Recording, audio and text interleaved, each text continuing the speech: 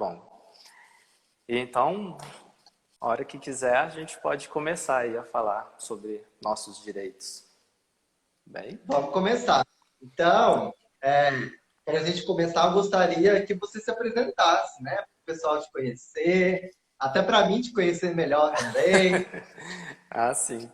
Ô Wesley, então, eu sou o Marcelo, sou advogado.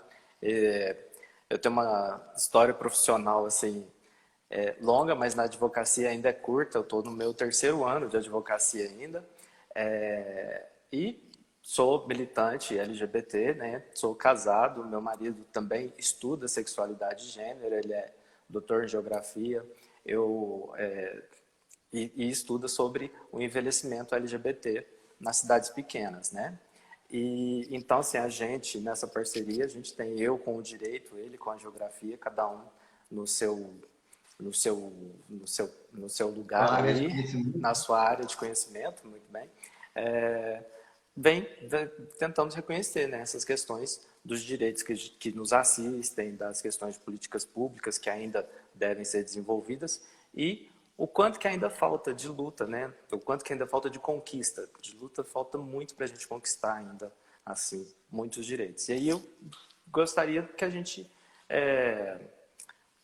vai falar, eu gostaria de começar pautando em alguns direitos, principalmente nos direitos que nos assistem, o direito à família, né?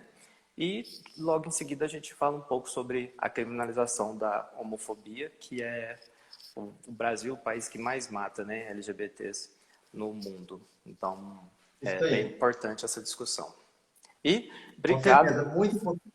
e também já aproveitar para agradecer pelo convite, né? Muito obrigado pelo convite feito e parabenizá-lo pela iniciativa. Hoje é um dia importante para nós, porque é um dia comemorativo, mas também é um dia de reflexão e é um dia de luta da gente. E essa sua iniciativa da gente conhecer melhor o que a gente tem de direito é de extrema importância. A gente precisa ocupar esses lugares, se expor, se posicionar e falar o que a gente quer.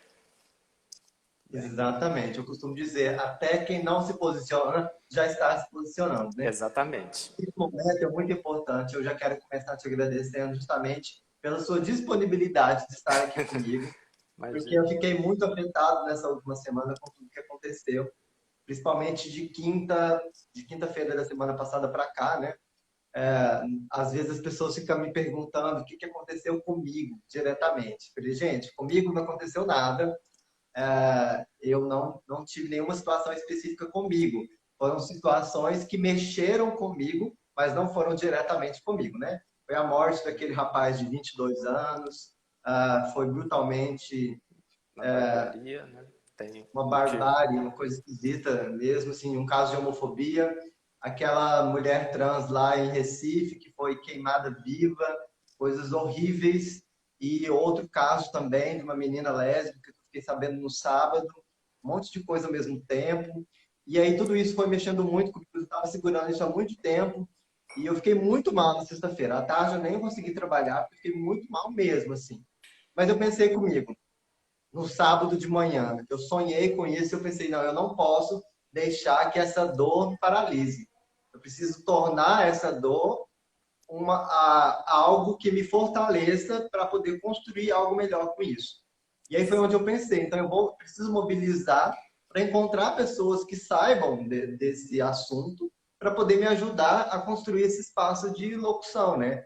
Esse espaço de debate, de informação e de educação, porque às vezes a gente não sabe dos nossos direitos, às vezes a gente não tem compreensão das coisas mesmo, assim, de nomenclatura, de diversidade, de compreender como as coisas funcionam.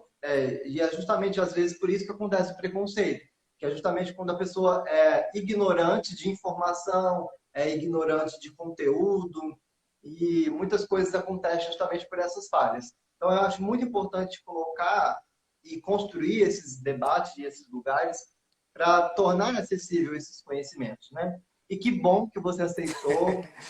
A Mari fez essa essa, interlocução para a sim, gente, fiquei muito grato a ela. a E Mari fez. depois outras pessoas também apareceram. Não vai faltar oportunidades para a gente fazer outros momentos. Então, eu quero te agradecer mesmo de coração e vamos lá. Hoje, 28 de Vamos lá. junho, Internacional do Orgulho LGBTQIA+, um momento muito importante que já há anos está nessa luta, mas eu até fiz uma postagem mais cedo, né, falando um pouco, contextualizando sobre isso, mas falando que é um momento de luta, né? Não é um momento, a gente não tem muita coisa para comemorar. Não. E é isso que a gente vai falar nessa live hoje.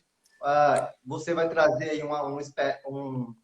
um panorama, né, de história do que a gente já Isso. conseguiu. Também depois a gente vai falar um pouco sobre homofobia, sobre como reagir a essas situações. Vamos lá, então a palavra é toda sua e quando eu achar que eu devo falar alguma coisa, eu vou dando pitaco. Tá bem. Só tomar um golinho de água aqui. Fica à vontade. Enquanto isso, eu vou recebendo o povo. Gente, muito obrigado. Compartilhe com seus amigos. Chama o pessoal. Ó, tá aqui a Yara, que é assistente social maravilhosa. A Érica também. Muito obrigado, gente. Vai lá, com você. Vamos lá? Gente, então, a gente começa assim, se a gente for pensar em história no mundo, a gente começa lá com Stonewall, a luta, né? Assim, um marco, por isso hoje é comemorado o Dia do Orgulho LGBTQIA+, porque lá em Stonewall, lá em Nova York, em 1969, as lideranças LGBTs, né, fizeram aquela manifestação, se revoltaram contra os abusos das forças policiais naqueles bares frequentados por eles. De lá para cá, a luta no mundo tem se intensificado, tem as paradas que todo mundo pensa que é somente uma festa. Mas não é, é uma luta por direitos. E você falou muito bem aí sobre esses preconceitos que a gente tem e que a sociedade tem com a gente. E desde Stonewall até aqui, o que a gente tem? A gente tem uma sociedade que às vezes ela nos enxerga como uma afronta. E ela não entende que o que a gente está querendo é apenas existir do jeito que nós somos. Nós somos pessoas, nós exercemos direitos, nós exercemos nossos deveres e nós queremos existir tendo a plenitude da nossa existência, com tudo assegurado pelo Estado, aquilo que é assegurado a todas as pessoas. Então, não é, de forma alguma, uma afronta essa luta que a gente tem pelo direito LGBTQIA+. A gente não está contra a sociedade, a gente está com a sociedade e a gente está pedindo que seja reconhecido como pessoa. Beleza. De 69 para cá, aqui no Brasil, a gente tem os primeiros indícios de direitos lá na década de 80, quando foi retirado do Conselho de Psicologia o termo homossexualismo como transtorno mental. No entanto, essa mudança só a partir da década de 90 foi reconhecido. Você é psicólogo, você vai saber falar sobre isso muito melhor que eu. Somente na década de 90, o Conselho Federal de Psicologia proibiu as terapias de reversão, aí, né, de tratamento da homossexualidade como um transtorno mental.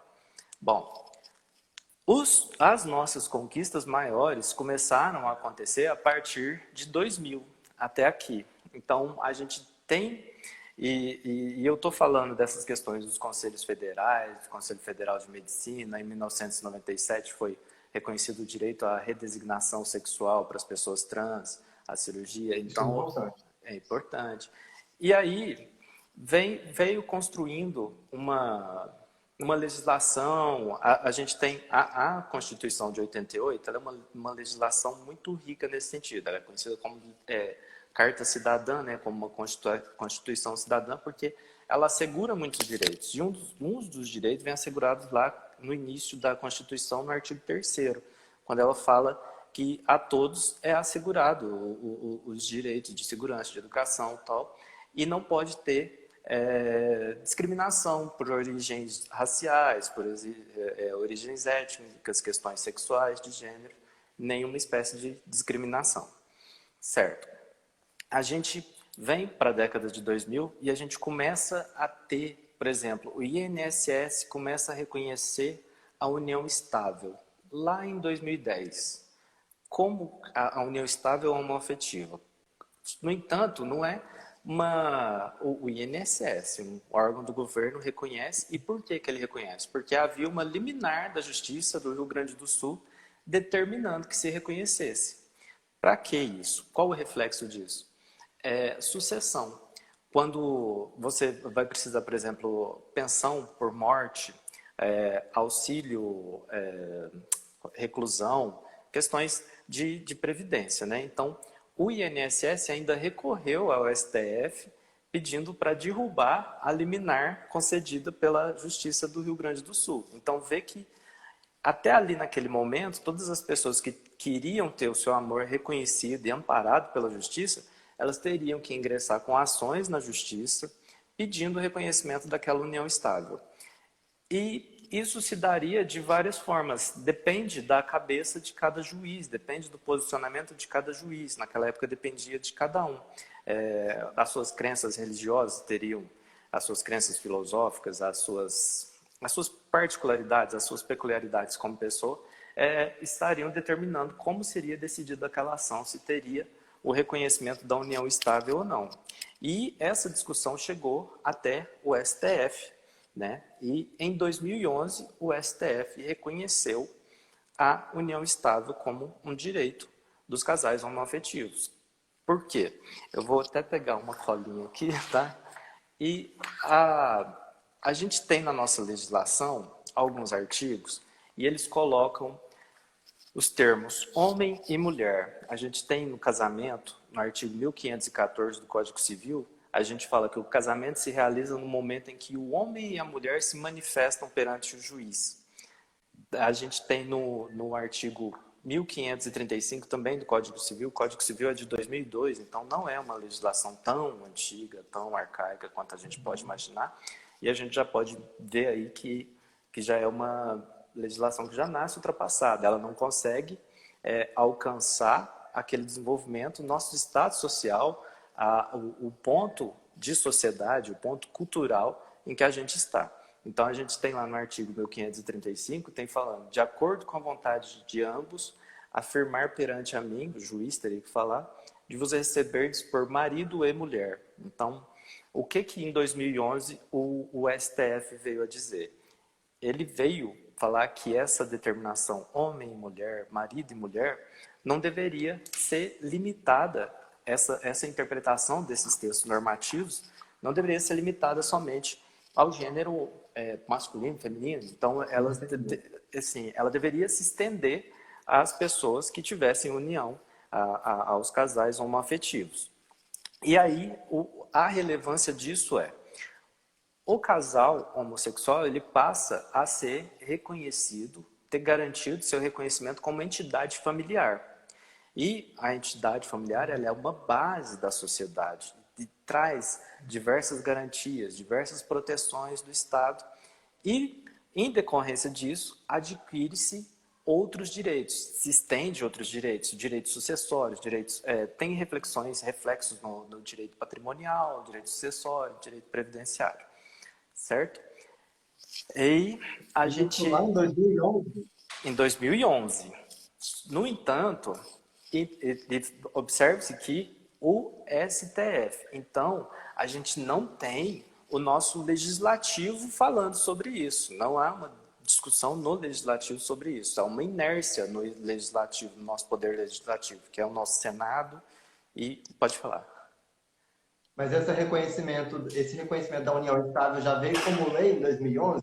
Não, ele não é uma lei. Ele é só um entendimento do STF, é um posicionamento do STF falando como que a norma, ainda hoje, como que a lei deve ser interpretada. Então, o STF pega esses artigos da forma que eu li aqui, eles são vigentes até hoje com esse texto. O STF veio falar, olha, esse texto ele está ultrapassado e ele precisa ser lido dessa forma.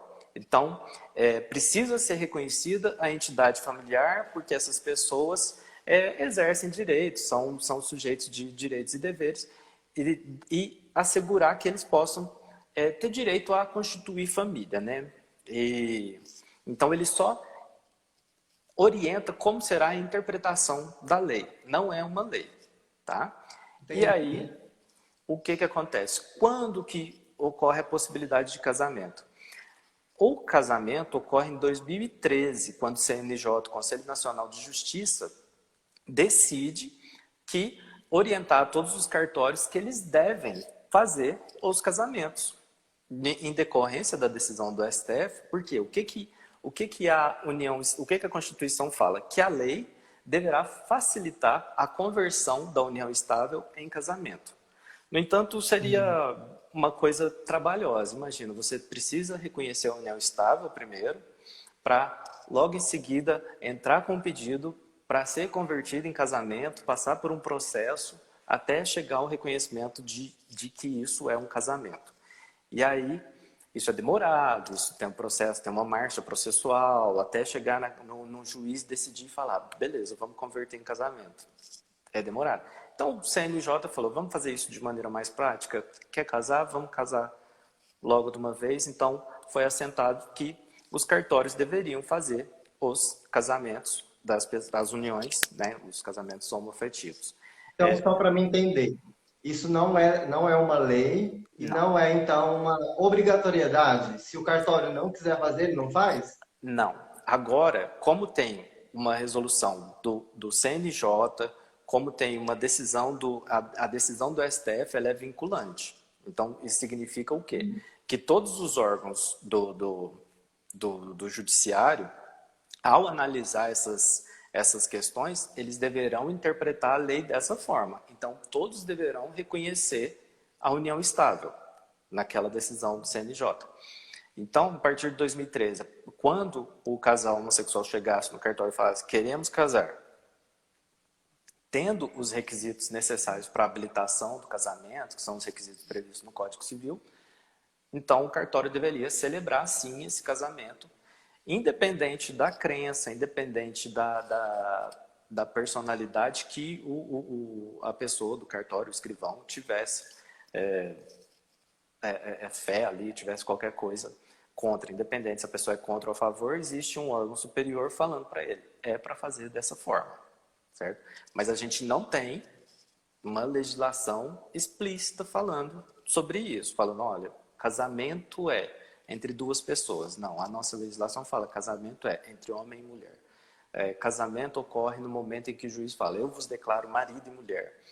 A Constituição fala, é reconhecida como entidade familiar a união estável entre homem e mulher, entendeu? Na nossa legislação, o texto, se a gente for pensar de uma forma literal, interpretação literal, sem esses entendimentos do STJ, a lei não nos assegura nada. O que nos assegura são esses entendimentos e essas resoluções, somente. A lei, no sentido Entendi. estrito, a gente não tem. Ó, a Yara falou uma coisa aqui, ó. Vale ressaltar que designa-se por família conjunto de pessoas que possui grau de parentesco ou laços afetivos e vivem na mesma casa formando um lar. Exatamente. Então, existe família monoparental, aparental, existe família substituta, existe vários modelos de família e a gente tem que assegurar proteção do Estado a todas essas famílias. Certo? Bom, eu acho que pode... A assim, Yara lançou uma pergunta: por que ainda não temos? por que ainda não temos? Não temos porque o nosso legislativo é inerte. Então é daí que eu estou falando que a nossa luta ainda é muito grande. A gente ainda tem muito a conquistar.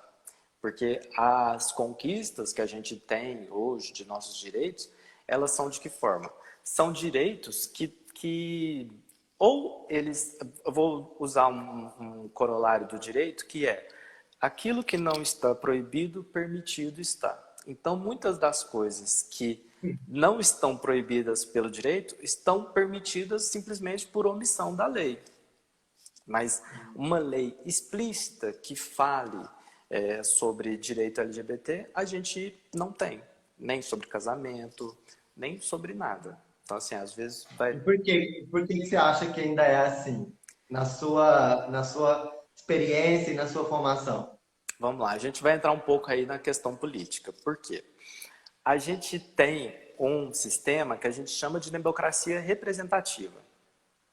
Então, a nossa democracia, quando a gente elege aquelas pessoas para legislar sobre nossas vidas, a gente precisa entender isso também. Quando a gente vota num deputado, num senador, a gente está votando numa pessoa que vai representar uma crença e é uma pessoa que vai lutar pelos seus direitos, aquilo que você acredita como direito seu e daquela comunidade sua. E a gente tem o que de representação LGBT no nosso Congresso Nacional? Qual é a quantidade? Se a gente for pensar, qual que é a porcentagem da população brasileira LGBT e qual que é a porcentagem de representantes LGBT que a gente tem no nosso legislativo, é proporcional? Nós temos uma representação suficiente de pessoas que vão lutar pelos nossos direitos, vão querer legislar sobre isso? Então, por isso é importante a Ainda gente... mais quando tem vamos dizer, uma sobreposição de uma bancada evangélica ainda, uma bancada conservadora e Sim, cristã, sim, para piorar ainda mais a situação. essa questão, ela é muito importante, porque quando a gente fala em direito, a gente tem que entender que são direitos civis. Isso não deve ser pautado com base em religião nenhuma, nem evangélica, nem nada. Quando a gente fala em direito, a gente está falando em direitos da dignidade da pessoa humana, princípios de existência, princípios fundamentais, questões essenciais para que a pessoa seja ela, exista, tenha dignidade da forma que ela é. Então, dentro desses parâmetros, não deve entrar a religião, porque a religião é uma coisa extremamente pessoal e particular de cada um. Então, eu não posso impor a você regras da minha religião, independente de qual seja ela. Então, quando a gente fala em direito civil, a gente tem que contemplar todas as religiosidades, todas as crenças, todas as sexualidades, todas as pessoas, todos os gêneros, todas as pessoas que constituem uma sociedade. Isso, de forma alguma, deve ser, como que eu vou fazer? Mitigado. De forma alguma deve ser mitigado por conta de uma crença religiosa. E isso é uma problemática que a gente tem no nosso legislativo, porque a representatividade religiosa ela é enorme. E a influência que eles têm no nosso sistema, né? No nosso processo legislativo, na nossa criação de leis, a influência que essa bancada tem é gigantesca. E isso traz outros perigos. Por quê? O discurso, às vezes não, vamos falar sempre aqui, esse discurso conservador, ele legitima esses atos que a gente viu aí na semana passada. Ele dá amparo para que isso ocorra de uma forma, sim, da forma como ocorre, né? Dessa forma violenta que a gente vê aí. Certo? Certo. E é assim, a gente está falando de casamento, e aí o que é importante? Um casamento ele protege muitos direitos, né? Ele protege o direito das pessoas que se amam de constituírem um patrimônio delas em conjunto.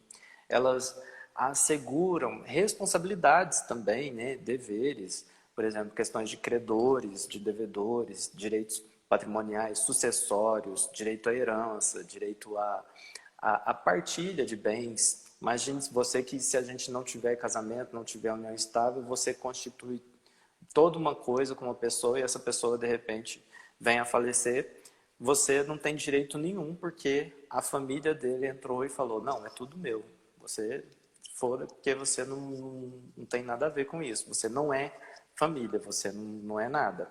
Então isso é perigoso quando a gente entra, não garante esses direitos através do casamento, através do reconhecimento da união estável. E aí entra outras questões de previdência, por exemplo, a questão de pensão por morte. A pessoa é casada, então ela paga o INSS, ela é contribuinte do INSS. Uma pessoa casada, um casal heterossexual, a mulher tem direito à pensão no falecimento do marido, vice-versa. E o casal homossexual, se a gente não tiver reconhecido esse casamento, esse direito também não é reconhecido. Então, daí a importância. A gente entra em outras questões. A gente entra na questão de adoção, por exemplo. E adoção é uma coisa interessante também nessa questão familiar, quando a gente fala em direito homoafetivo. Por quê? a gente tem o ECA, a partir do artigo 39 do ECA, a gente tem as disposições, os requisitos para que se faça a adoção, como que ocorre o processo de adoção no Brasil, o que é necessário, como que é o procedimento, como são as entrevistas, como que é a convivência dos pais, dos adotantes, com a criança ou adolescente a ser adotado. Então, o que o ECA traz sobre adoção LGBT? Nada. Absolutamente nenhuma disposição.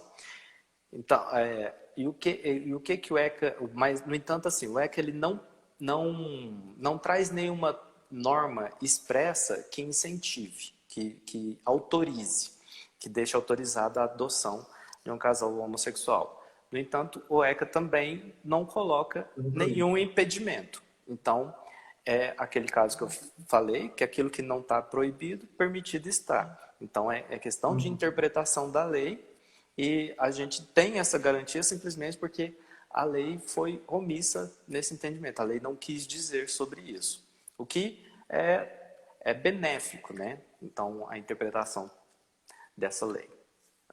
Benéfico para a gente que tem interesse de adotar. Certo? Entendi. Só fazendo um parênteses aqui, ó. A Yara falou aqui de novo que a Câmara Municipal de Uberlândia está bem representada. Sei não, hein, Yara? Eu acho que pelo número vamos dizer, pelo número de habitantes da cidade, eu acho que não, porque uma cidade que tem mais de 800 mil pessoas votantes, acredito que não. A gente tem o quê? Duas pessoas? Duas não, uma pessoa de fato que representa. Então, não sei se é bem uma representatividade. Mas já é um começo, né? Já é um caminho. No universo. Já é um começo. Salvo engano, aí em Uberlândia são 27 vereadores. Isso. 27, né? Então, no universo de 27, é pouco ainda, né? Agora, imagine no Congresso, mais de 500 deputados, 81 senadores. Quem lá realmente dá a cara a tapa? Quem? O último que a gente teve que daria a cara a tapa, lutava por direito LGBT, seria o Jean Willis, que mesmo sendo eleito, teve que sair do país, né? Então, assim, a gente vê Foi essa perseguido, né? questão perseguido. Então, E aí depois quem assumiu no lugar dele também faz um movimento super bacana, que é o David. o Então, David é mas maravilhoso agora, também. nessas últimas eleições, oh, desculpa, O David também é maravilhoso. Eu gosto muito dele. sim, tem até um movimento até interessante, né? Tem a Érica, que é uma Sim, a mulher Erika trans. Cocai. Tem a Erika Cocai também. É, Tem a Erika Mulher Trans. Tem na Câmara de São Paulo também tem bastante. A tem tido gente um movimento super legal. Eu estava vendo uma live esses dias agora, onde tinha cinco super atuantes, com uma fala muito legal, super representativos. sim, é isso que eu falo. A gente precisa ocupar esses espaços para a gente ter os nossos direitos garantidos. Então, por isso que eu estou falando, a nossa luta ainda é muito grande. A gente estava Sim. falando agora de casamento, de questões de casamento de família, né? Homoafetivas. E a gente percebeu que eu falei de propósito essa questão de Conselho Federal de Psicologia, Conselho Federal de Medicina. Você vê que em momento algum eu cito lei tal, a lei Uhum. tal assegura a gente. Aí eu falo, o STF garante. Eu falo, o judiciário garante aquilo que o legislativo foi omisso em legislar, em impor, Sim. né, em assentar isso num papel e em uma lei, para E garantir o nossos complicado direitos. disso, porque aí depende muito de quem está lá, né? Porque Sim, se quem está lá muda, isso pode mudar também. sim, e por isso que a gente precisa ocupar espaço, inclusive, na política. Né? A gente precisa se politizar, a gente precisa se politizar e precisa participar dos processos políticos do país. A gente precisa mostrar para a sociedade que a gente não está contra ela, que a gente é parte dela e que a gente quer ser parte dela em paz. Então, faça valer nossos direitos. E aí eu gostaria de já, a gente já falou, creio que, não sei se tem alguma pergunta sobre questões familiares, acho que a gente podia partir para o segundo tópico, que seria a questão da criminalização da homofobia. Vamos, as pessoas só estão te elogiando mesmo. Ah, que bom, gente. Obrigado, Estão muitíssimo, gostando de te muitíssimo obrigado. ouvir. Ah, É, ó, então, interessante que você falou de casamento, você falou de adoção. Tem outros direitos, por exemplo, o direito ao nome social. Em que instância o direito ao nome social? o direito ao nome social é interessante porque ele é um decreto da época que a Dilma era presidente, salvo engano, ele é de 2014 ou 2016. E aí a gente tem que falar o que é um decreto. O que é um decreto? Decreto não é uma lei. Decreto é um ato do chefe do executivo, o presidente, o governador ou prefeito. O decreto ele determina alguma coisa, ele autoriza a fazer alguma coisa ou ele regulamenta uma lei. Por exemplo, eu sou presidente da República e hoje eu defino que todos os servidores públicos federais terão direito a um 13º, um 14º salário. Beleza, eu defini uma lei, o legislativo definiu uma lei que todos os servidores públicos federais terão direito a 14º salário. Beleza, eu sou o chefe do executivo, eu sou presidente da República, eu falo, tá, como que eu vou exercer essa lei e como que isso vai impactar nos cofres públicos? Aí eu falo, bom, ele vai ter direito ao 14º salário. Como que eu posso fazer essa lei ter validade? Como que eu vou regulamentar essa lei? Eu vou colocar um decreto no qual eu determino que a metade será pago, por exemplo, no mês de junho e a outra metade em dezembro, ao final do ano. Ou eu falo que a metade será no dia do aniversário do servidor e a outra metade ao final do ano. Ou posso falar que será feito dividido em 14, em 12 vezes durante o ano, isso espalhado no salário dele, né? Cada mês uma porcentagem. Então, um decreto regulamentou aquela lei que autorizou o 14º salário, certo? No caso do nome social, foi uma determinação da presidente, a Dilma, na época, falando que os órgãos públicos deveriam utilizar os nomes sociais das pessoas trans, das pessoas travestis, inclusive nos boletins de ocorrência das polícias civis e militares do Brasil, em todos os boletins de ocorrência, deve haver, obrigatoriamente, em decorrência desse decreto, o campo nome social. E é proibido aquele agente público, aquele servidor público, ele não deve tratar com vilipêndio, não deve tratar de forma pejorativa a pessoa que tem uma identidade de gênero diferente daquela que ele acredita ter, porque é uma coisa da pessoa, intrínseca à pessoa, e isso deve ser respeitado. Então, aí é uma norma legislativa, sim. A gente tem isso, esse decreto foi afirmado pelo nosso Congresso, então ele tem vigência até hoje e por isso as pessoas podem adotar um nome social. Em decorrência desse decreto, a gente tem que as pessoas trans podem pedir a modificação do nome social, mesmo sem fazer redesignação de sexo, e Uhum. além de outras questões, certo? Ótimo. Então, e é uma conquista importante, né? Bastante importante. Então, é uma das poucas coisas que a gente tem numa lei, assim, num normativo, numa coisa normativa tão mais concreta, digamos assim, certo? Uhum. Ó, aí você está falando aqui sobre isso, interessante, ó. Tenho visto na experiência profissional o quanto o nome é importante, o nome social para as pessoas trans. É porque isso É, fala de identidade, né? É totalmente diferente você se colocar, você ser reconhecido como aquilo que você se identifica, como aquele nome que você se identifica, né? Que você constrói uma identidade. Às isso, vezes é muito dolorido você ter que ser identificado por aquilo que você não reconhece, né? exatamente. Eu trabalhei na Polícia Militar de Minas durante 10 anos. Trabalhei com a Mari, por isso que a Mari me conhece. E a gente Aham. trabalhou junto. E isso era uma das coisas que eu assim olhava e tentava assimilar um pouco sobre a questão do nome social. Os colegas, o preconceito ainda é enorme.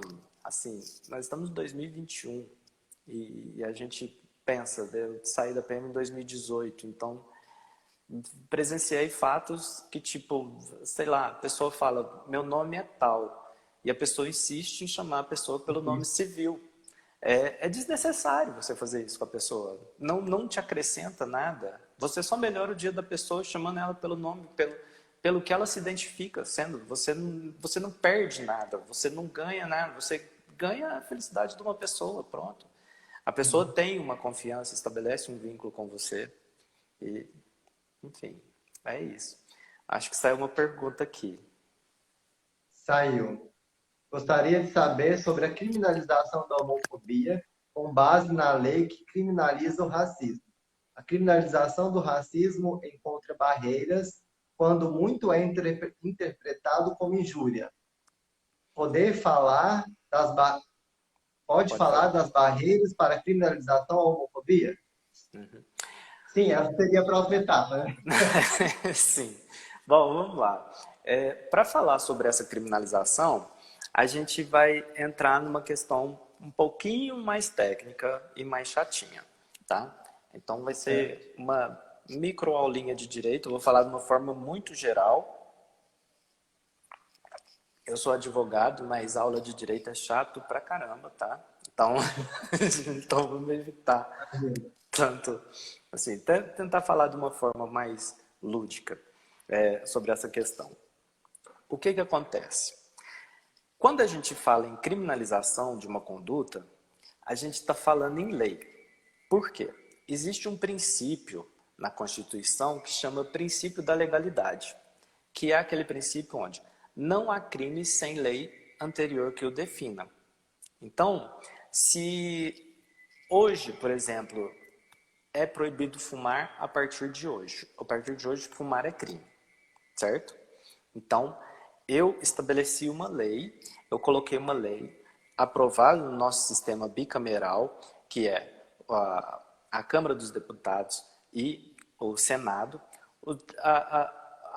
Existe um processo legislativo para que uma lei seja formada. Então, aprovou em 2 turnos na primeira casa, vai para outra casa, aprovada em 2 turnos. Se tiver modificação substancial, volta para a primeira casa para ir para promulgação para o presidente.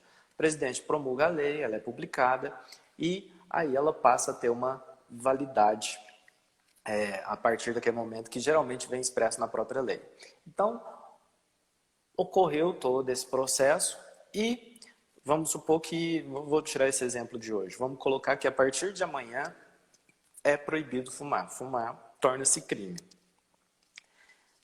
Essa anterioridade da lei, ela é necessária porque a partir de amanhã, somente a partir de amanhã, com uma lei que a conduta fumar passa a ser crime.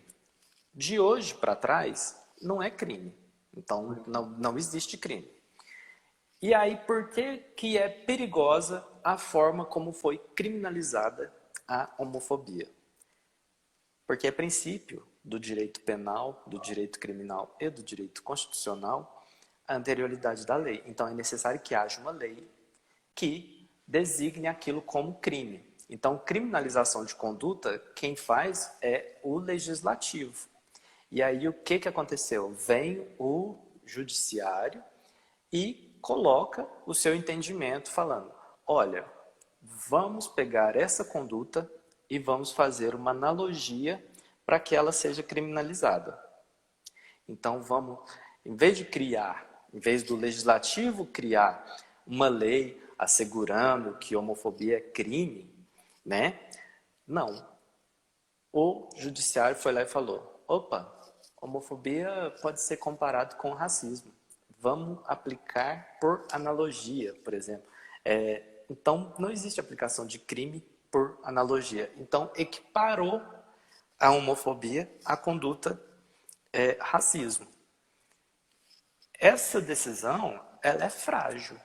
Então, o que a gente tem de direito aí, de criminalização da homofobia, é uma coisa muito frágil, porque a gente não tem necessariamente lei assegurando a nossa integridade física, assegurando tudo. Acontece a interpretação também, a orientação da jurisprudência no código, que seja, quando é decorrente de homofobia, quando o crime for ocorrido em razão de homofobia, por exemplo, o homicídio for ocorrido em razão de homofobia, se acrescente a qualificadora lá por motivo torpe, que majora a pena, né, aumenta a pena e torna um crime qualificado, aí, né, uma qualificadora e uma majorante do crime, certo? Então, é frágil. A gente não tem, se a gente for falar de uma maneira técnica, bem Entendi. técnica mesmo, a gente não tem a criminalização da homofobia. A gente tem o STF determinando que aquela lei, de novo, é a mesma coisa que acontece. Então, não é um É. direito consolidado. Isso. Aham. A gente consegue perceber aqui nos direitos LGBTs o quê? Que a gente tem de explícito, de lei explícita, falando assim, ó, esse é um direito que socorre a população LGBTQIA+. A gente não tem praticamente nada. A Nada. gente tem o direito que a lei é omissa, que a lei não fala nada, então por não estar proibido, permitido está, ou uma orientação de um CNJ, de um Conselho Federal de qualquer classe profissional, ou uma decisão do STF falando como que uma lei vai ser interpretada. E, na sua perspectiva, até onde você acha que a política interfere em tudo isso? Eu acho que a política interfere assim profundamente nisso, porque a gente tem, igual eu falei, né? A gente tem a questão da representatividade que é muito ausente para a gente. Então, qual que é a quantidade de pessoas defendendo o interesse LGBT que a gente tem na Câmara? Pouquíssimas. Qual que é? E a gente, assim, por nosso histórico de violência que vem, é a mesma pauta também, essa questão racial também entra nisso. Por esse histórico de violência, toda vez que a gente levanta a nossa voz, toda vez que a gente fala, olha, eu quero que esse direito seja a mim também, eu quero ser contemplado com esse direito, eu quero... Entendem que a gente está brigando, entendem que a gente está exagerando, que é mimimi, que é... E aí a gente tem, né, um Fala que pessoal a gente aí. quer privilégios, né? Gente, isso daí é uma coisa que eu não consigo entender. Como dizer que... E o pessoal confunde muito, eu acho, direito com privilégio, né? Sim. É, É, então, isso é grave na nossa sociedade. muito grave. Tem uma pergunta da Yara aqui, mas eu acho que você não sei se vai.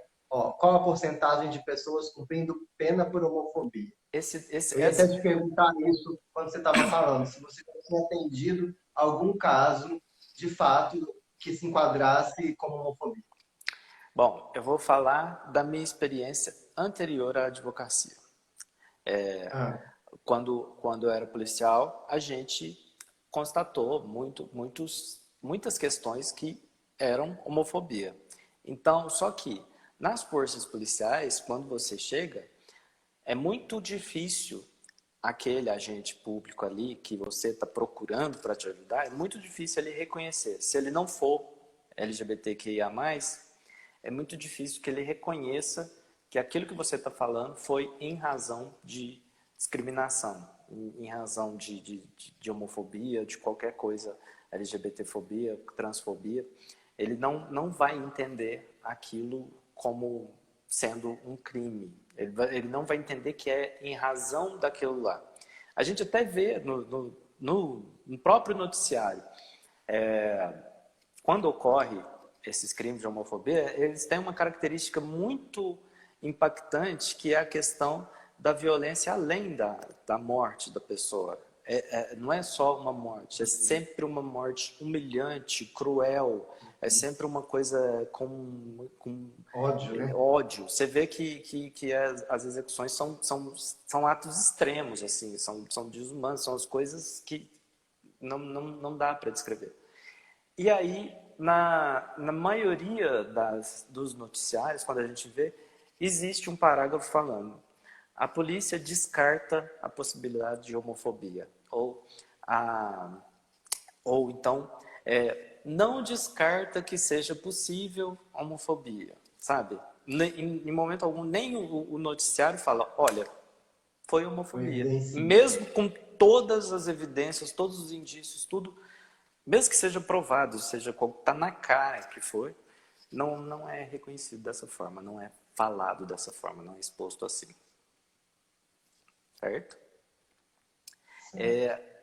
Eu não sei se eu consegui responder a pergunta da Adria. Acho que sim. Sim, né? Não, sim, também. E, Ok, gente. Quem tiver mais alguma dúvida, vai colocando aí para nós, porque o tempo voa, já é 5h51. Mas ainda tem um tempinho aí. Enquanto já? ele vai falando, já, menino, passou tão rápido. Ah, ó, tem uma aqui. Nossa, Mesmo porque colocar a homofobia como cômica é jogar a homossexualidade no registro da ficção. sim. Realmente, a gente vê muito que a piadinha, né?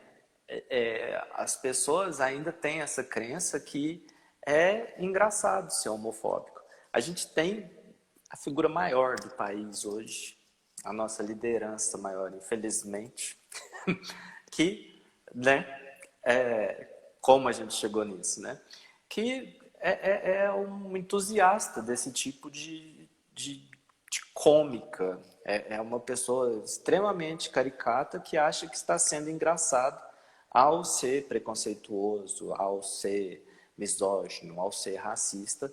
Essa pessoa acha que está sendo engraçado e que está agradando um público. Eu atualmente eu tenho tido uma posição muito radical em relação a quem ainda consegue apoiar esse tipo de pessoa, esse tipo de genocida. Eu falo que a gente tem que chamar genocida de genocida, pessoa burra de burra e pessoa mau caráter de mau caráter, porque se até agora a pessoa ainda consegue coadunar com tudo isso que está posto aí, é porque ou a pessoa tem alguma falha, né, alguma limitação muito grande e tal, ou porque é mau caráter, não tem é, é sádica essa pessoa, né? Porque é um sadismo, assim, é comemorar a Para violência. mim, Então, para mim, esse indivíduo que está na presidência é psicopata. É totalmente. genocídio. Mas, Ó, né? vamos lá. A Yara fez uma pergunta que eu acho muito interessante para a gente até ir encaminhando para o final. Ela falou assim: tudo muito triste, mas como mudar esse cenário? Bom, vamos lá. Isso que a gente está fazendo hoje já é um ato para mudar esse cenário. Chamar as pessoas para participarem disso é também um ato para modificar esse cenário. A nossa existência, a nossa luta, ela é política. A gente precisa ocupar todos os espaços. Uma coisa que ocorre bastante é o Congresso, tanto o Senado quanto a Câmara Federal, elas colocam, tem muitos projetos de lei e sempre abrem consulta pública. A gente precisa ficar atento a essas consultas públicas, porque o que eu vejo? Sempre que eu vejo alguma pauta no site do Senado, isso está todo dia lá. Todo dia, se você entrar todo dia, tem alguma coisa lá perguntando: você é contra ou a favor essa proposição? E Uhum. aí, às vezes, aquilo que nos assiste, aquilo que é direito nosso, a gente não está falando, a gente não está aparecendo. A gente precisa Mas aparecer. sabe por quê? Eu entendo que tem um estigma muito grande ainda nessa questão da política, né? Por ser muito Sim, polarizado, as pessoas acham que tem aquele velho jargão, né? Que política, religião e futebol não se discute. Aí por isso que a gente chegou onde a gente está. Se discute sim, religião, política, gosto por exato, esporte ou não. Porque se eu exato, não o escuto, se eu não abro a possibilidade para entender o outro, só a minha opinião que está certa, né? Nós somos exato. seres políticos, tudo na nossa vida é política, não tem jeito. Exatamente. Há algum tempo eu publiquei um texto onde eu falo que tudo é política. Se uma pessoa dorme embaixo de um viaduto, é porque faltou uma política pública. Se uma pessoa dorme numa cama luxuosa toda, é porque a distribuição de renda pode ter sido desigual. Então, tudo isso é política. Assegurar direito é política. E aí na hora que a gente fala, política e religião não se discute. Então, por que que a religião está tão entranhada Enraizada na política. no nosso sistema político? Então, Aham. é necessário sim, e é necessário debater, é necessário expor. E uma coisa que eu acho necessário, eu penso que seja necessário, é esse desconforto que existe em discutir esse tema, ele precisa existir. E a gente precisa lidar com esse desconforto. É desconfortável, às vezes, você afrontar uma crença religiosa de uma pessoa que é diferente da sua? É, porque às vezes aquela crença religiosa, ela pode, sei lá, ela pode, por exemplo, nos prejudicar. Nós, LGBTQIA+, é, tem, pode haver religiões que incentivem a discriminação, o preconceito e até a violência contra a gente. Então, é importante sim. Esse desconforto existe, mas ele é necessário. Então, para a gente evoluir como sociedade, a gente precisa passar por esses desconfortos, por esses debates, por essas pautas. Sim. E aí, só complementando a sua resposta para responder a Yara, é muito triste, sim. Como que a gente pode mudar? Na minha opinião, a gente pode mudar como? Se colocando, tomando partido, construindo esses momentos de debate, de inclusão, de abertura para as diversidades e para empatia, desenvolver mais essas coisas com os outros. Eu tenho enfrentado muita esse espaço dentro da psicologia. Você estava falando lá dos conselhos e tudo mais, eu fiquei mais caladinho só para ouvindo, mas isso foi reverberando dentro de mim aqui, né? O ano passado eu participei de um congresso grande, científico, e houve uma situação grave de uma palestrante trazendo defendendo uma teoria onde se validava uma crença homofóbica, onde se validava uma construção de uma patologização da Da homossexualidade. homossexualidade. E aí aquilo me doeu de uma forma tão grande e eu não fiquei calado. E aí foi como assim, tinha grandes bambambãs da psicologia, do movimento, daquele congresso, e eu falei assim, não, pera lá, isso não é verdade, isso que você está falando não é errado, isso aí não se deve falar mais disso hoje em dia, você tem que rever o que você está falando. Você, com todo o seu doutorado, com toda a sua trajetória acadêmica, você precisa rever, você precisa me ouvir, você está falando da minha vida sem me perguntar. Você está falando que o que eu estou é doença, sem nem olhar para mim, sem nem olhar, sem nem perguntar da minha existência. Aí isso virou e reverberou de uma forma que você não tem ideia. E aí, a partir daí, as pessoas têm me chamado para poder falar sobre esse lugar. É Como que a importante. psicologia está entendendo esse movimento, como que a psicologia está se posicionando dentro desse movimento. Então, ainda hoje eu li um artigo, li não, eu comecei a ler, mas fiquei com nojo do artigo e falei, não vou terminar de ler essa bobagem.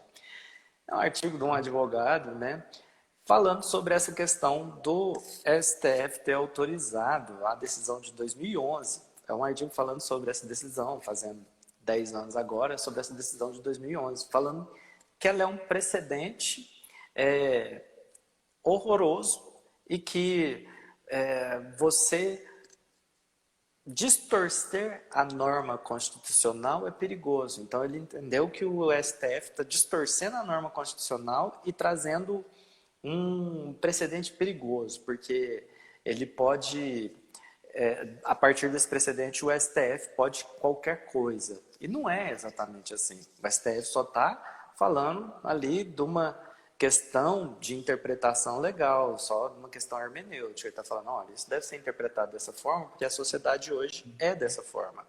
Então, Uhum. enquanto o legislativo não tem, eu gosto desse termo, o fôlego necessário para acompanhar o desenvolvimento da sociedade, outras forças, né, por exemplo, o judiciário, pode se posicionar e fazer a gente ter o direito de exercer a nossa existência e a nossa cidadania.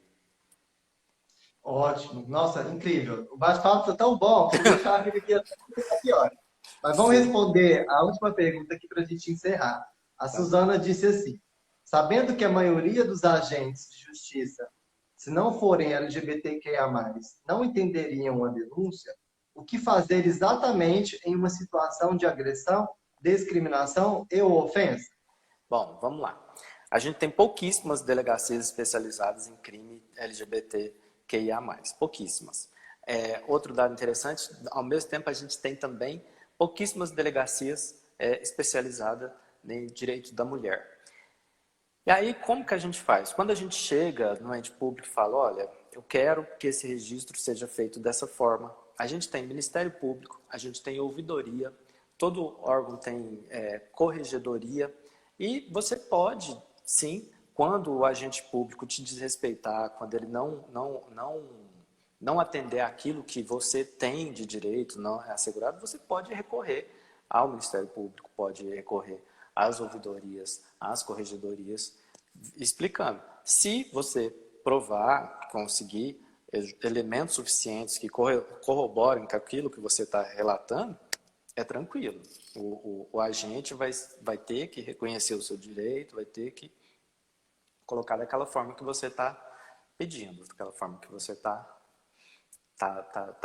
sendo vítima mesmo. Né? Aham. Mas então, quando uma situação dessa acontecer, por exemplo, eu, Wesley, passar por uma situação de agressão, de exposição ou de violência, o que que eu devo fazer? Eu devo procurar, então, a polícia e fazer um boletim de ocorrência? Exato. É como qualquer outro tipo de violência, qualquer outro crime, você sempre procura a polícia e faz o seu boletim de ocorrência.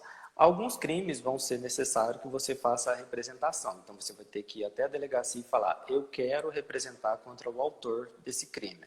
Então, vai abrir um inquérito policial, vai abrir uma ação penal contra essa pessoa e vai ter todo aquele trânsito legal, né? Todo o devido processo. É demorado?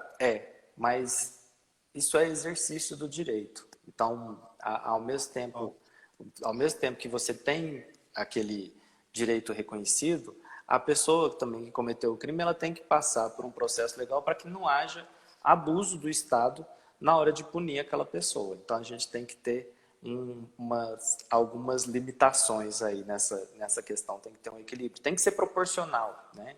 Sempre que houver um desequilíbrio aqui, na hora de corrigir esse desequilíbrio, ele precisa ser proporcional para que a gente chegue o máximo próximo à normalidade, o status antes. Entendi. Yara, sim, a live vai ficar gravada. Mas já estamos encerrando, porque a gente já passou de uma hora. Tá Muito bem. obrigado, foi muito esclarecedor, foi muito claro tudo que você trouxe de uma forma muito simples para todo mundo entender. Vamos, depois, diante da sua disponibilidade, vamos assim, pensar um outro momento para a gente dar continuidade a esse papo que é muito importante, né? Sim, estou à disposição. Qualquer momento, pode chamar que a gente organiza o tempo aí, organiza um tempinho na agenda e fazemos sim. Porque é importante que a gente ocupe esses espaços, é importante que a gente apareça, é importante que a gente posicione, é importante que a gente lute. Tá bem? Exatamente. Muito obrigado, gente. Obrigado a Eu todos que estiveram aqui até agora. Compartilhem com seus amigos, é um conteúdo muito importante. Vai ficar gravado aqui, disponibilizado para todo mundo assistir depois. Um abraço, muito obrigado a todo mundo. Ó, brigadão, de coração, viu? Wesley, brigadão Vamos junto. e até a próxima. Tamo junto. Muitíssimo obrigado. Até mais. Obrigado a você. Beijo, gente. Obrigado. Tchau, gente. Obrigado.